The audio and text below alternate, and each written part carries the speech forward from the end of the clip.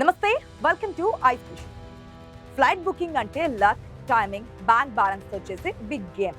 పండుగలు వచ్చాయంటే చాలు ఎయిర్లైన్స్ వాళ్ళు మనకు షార్ట్ నోటీస్ ఇచ్చి టికెట్ రేట్లు ఒక్క రోజులో డబుల్ చేస్తారు. ఈ డైనమిక్ ప్రైసింగ్ దందాలో సామాన్యుడు ఎప్పుడు లాస్ట్ లోనే.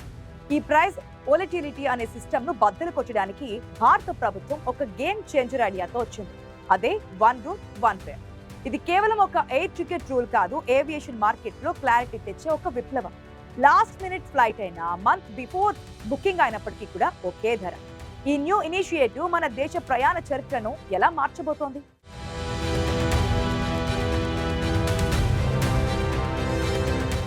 ఫ్లైట్ టికెట్ బుక్ చేసే టెన్షన్ ఎట్లుంటుందంటే మనకు తెలియని టైం బాబ్ లాగ్ అన్నమాట. డిమాండ్ బట్టి, సీజన్ బట్టి ఎయిర్లైన్స్ రేట్లను పెంచుకుంటూ పోతాయి.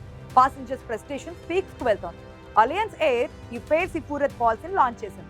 నెల రోజుల ముందు బుక్ చేసినా, టేక్ ఆఫ్ కు ముందు బుక్ చేసినా ఒకే రేట్ ఫిక్స్. ఇది middle class, neo middle class కు బెస్ట్ న్యూస్.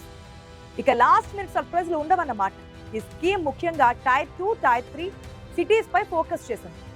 యుడాన్ స్కీమ్ ఉద్దేశం సామాన్యుడు కూడా దేశంలో ఎక్కడైనా ఫ్లై చేయగలిగేలా చూడడం. అలయన్స్ ఎయిర్ చిన్న ఎయిర్పోర్ట్లలో కూడా ల్యాండ్ అవుతోంది. అందుకే ఈ ప్రాజెక్ట్ కు best choice.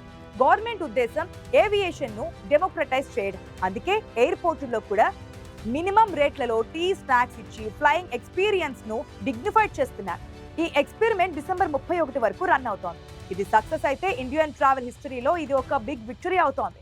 One root one fair అనేది ధరల అస్థిరతకు వ్యతిరేకంగా వచ్చిన ఒక అద్భుతమైన పరిష్కారం. ఈ చొరవ విజయవంతమైతే విమాన ప్రయాణం మరింత మంది ప్రజలకు అందుబాటులోకి వచ్చి మన దేశం యొక్క ఏవియేషన్ రంగం కొత్త శిఖరాలకు చేరుకుంటుంది.